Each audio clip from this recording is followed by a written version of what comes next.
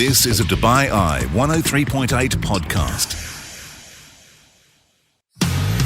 You're listening to the UAE's #1 talk radio station. This is Afternoons on Dubai Eye 103.8. We were broadcasting live from Expo City Dubai, so something of a property special about buying in, investing in and living in this vibrant part of town. The experts were on hand to answer your questions.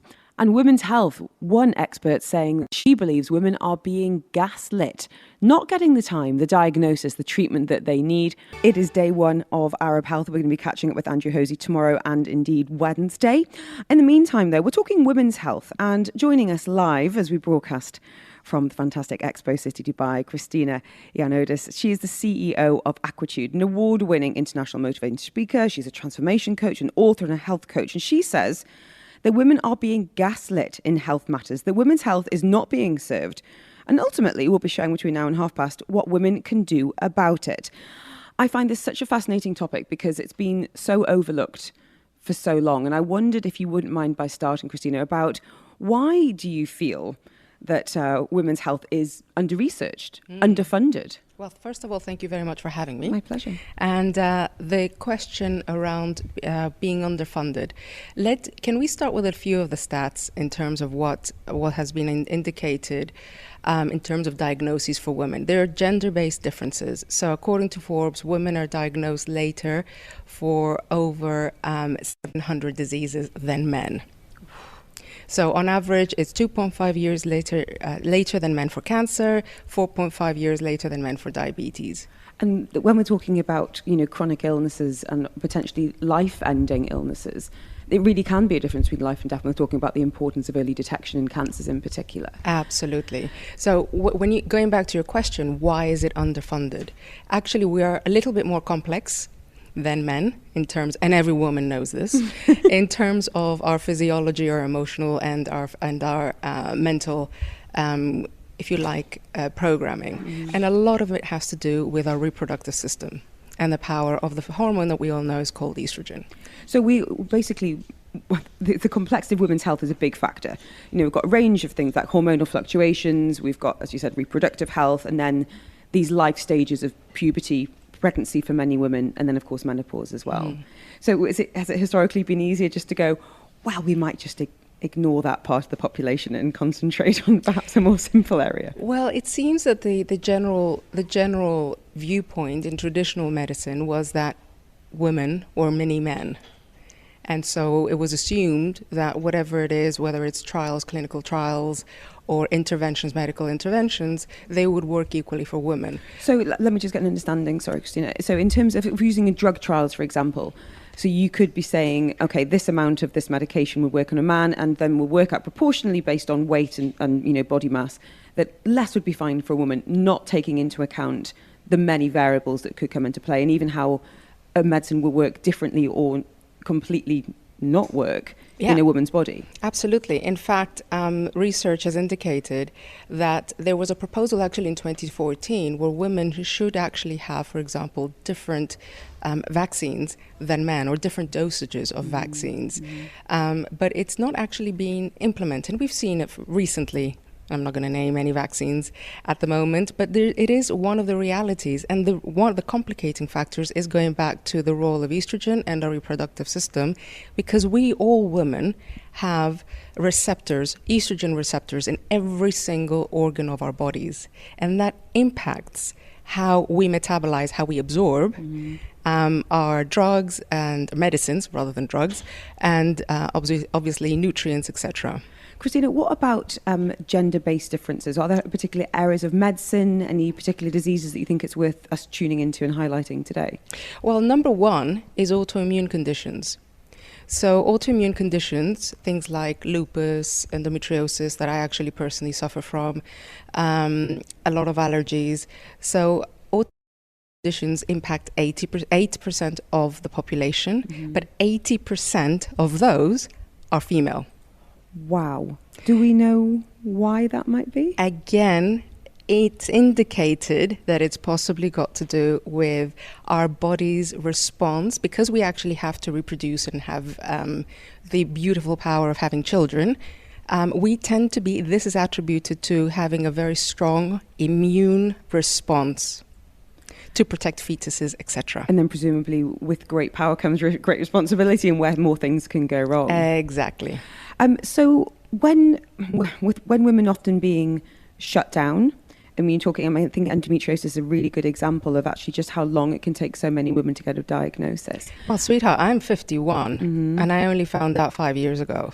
Gosh, so you were struggling for how long, Christina? For all my life. All my life I had no idea why my menses were so difficult, so painful. And let's not go into too much detail, but it is a very, very common symptom. And then interestingly, and I don't mean to make generalizations, but you are, a very well-educated, well-informed woman in the Western world. When we think about lack of access to information and lack of access to healthcare, the problem must be even worse in other parts of the world. Well, I'd like to think that I'm well educated. You are. You are. But the reality is, yes, I'm one of the thousands of women that suffer from this. And so, can I give you an example when we talk about lack of funding? Erectile dysfunction, pardon to talk about these things. There are approximately 9 studies to 1 study for female PMS, premenstrual syndrome. Interestingly, in the UK news today, there's been a big call for action. About 250,000 women in the UK suffering from what's been deemed as beyond severe PMDD, so a real debilitating condition for so many women. And the fact that it's on front page news, I feel like it's a step in the right direction. We're going to talk about next about the role of media, but ultimately, women listening today, what can you do to advocate for yourself?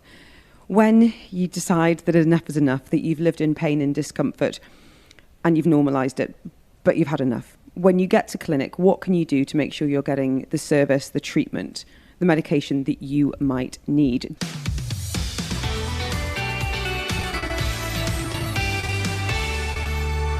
Joining us now is the CEO of Aquitude, Christina Ioannidis. She is on hand as we talk about how so many women are gaslit in their healthcare, taking years longer to get a diagnosis, taking, my goodness, just being neglected. It's absolutely mind-boggling, to be honest, to think that we're in 2024 and still having women having problems getting the help that they need.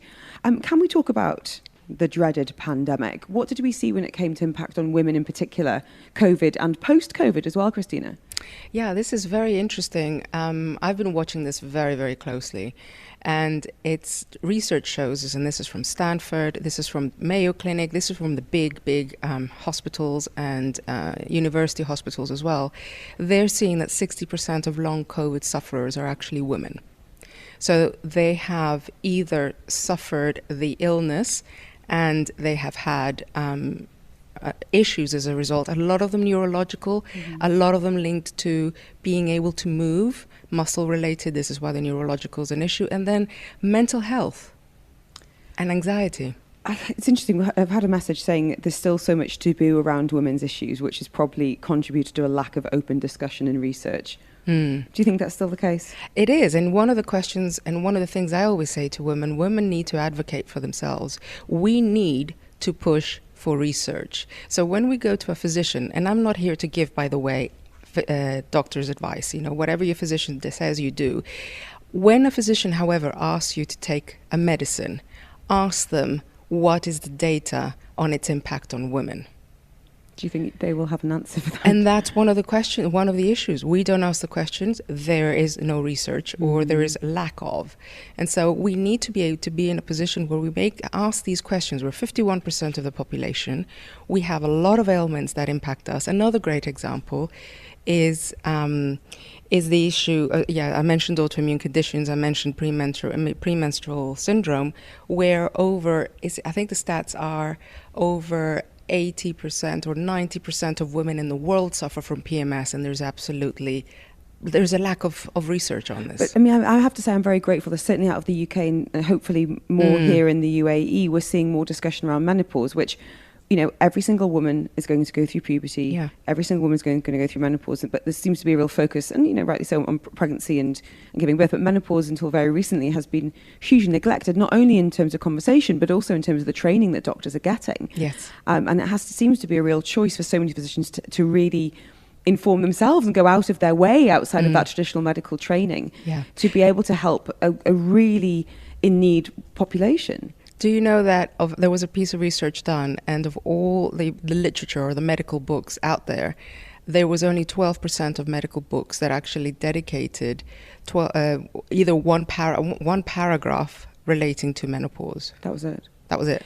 Interestingly, on our Ion Health podcast, which is in conjunction with Arab Health, which started today, and Ion Health, over the weekend we're talking about femtech, which I think has really exploded in demand. So technology relating to women's health. So that can be everything from, your period trackers, fertility apps, and things like that. And I think so much of that is because women want to start empowering themselves. This has been a real explosion in terms of fulfilling a need, solving a problem for so many women. Is this something that you use yourself or you feel that can be useful? Oh, absolutely. I'm a big fan of, for example, using smartwatches and glucose monitors and being on top. Women have to be on top of their own health because no one else is going to do it for them.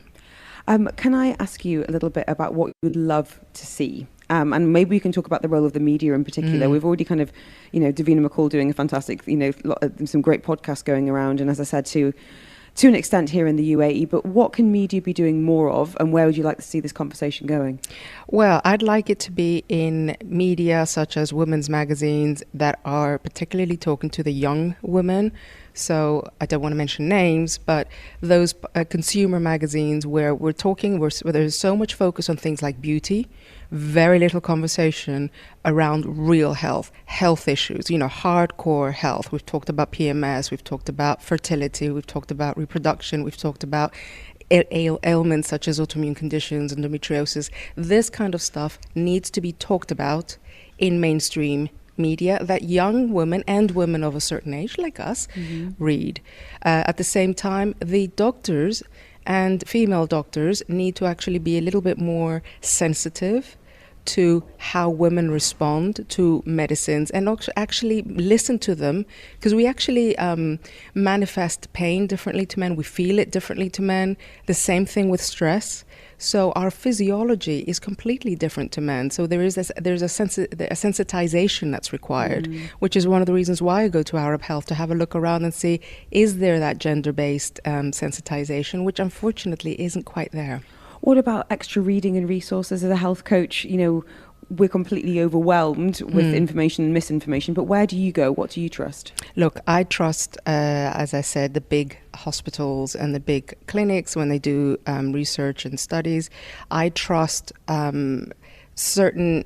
I don't know if I can say... I can name names. Okay. There is a fantastic neuroscientist called Lisa Mosconi, who's written The XX Brain, and she does a lot of research on women's health and brain power. Because one of the interesting things she talks about is the fact that when women go through menopause, this sets them up for neurological and dementia and issues around brain health, including dementia and Alzheimer's. So 80% of women who go through menopause, if it's not treated well, they get some sort of neurological or brain issue post-menopause. And also during peri and menopause, the anxiety, this seems to be, we concentrate a lot on the hot flushes and skin dryness and those kind of your middle-age spread, but for the women that I know that are going through it, it's the mental side that's been the most affecting. Yes. Insomnia and anxiety, two of the real big ones. With the women that you work with, what are you noticing right now? Absolutely. Those are the two biggies, including, like you said, the middle-age waist spread. I like the way you said it.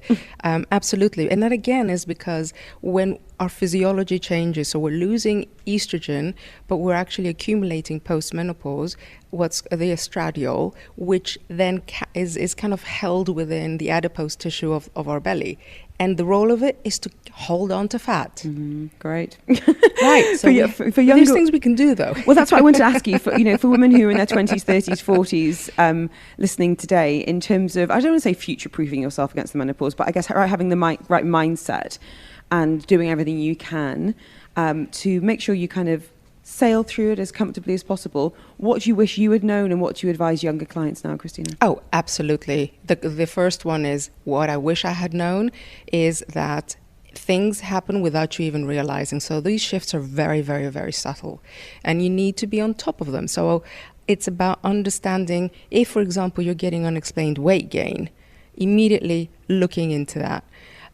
Also, if looking at how you're eating and how you are behaving and your lifestyle issues, there's something called epigenetics. So people talk about genetics and, diseases are a result of your genes. But now increasingly, and this is a new part of science, we're seeing that epigenetics, which is how your body can respond to various, so behavioral and lifestyle changes can actually affect your gene, how it's programmed. So things like exercise, things like, and I know it sounds so stereotype, eating healthy, but eating loads of fiber, eating loads of protein, anti-inflammatory foods. So things that don't work for you, do not consume them.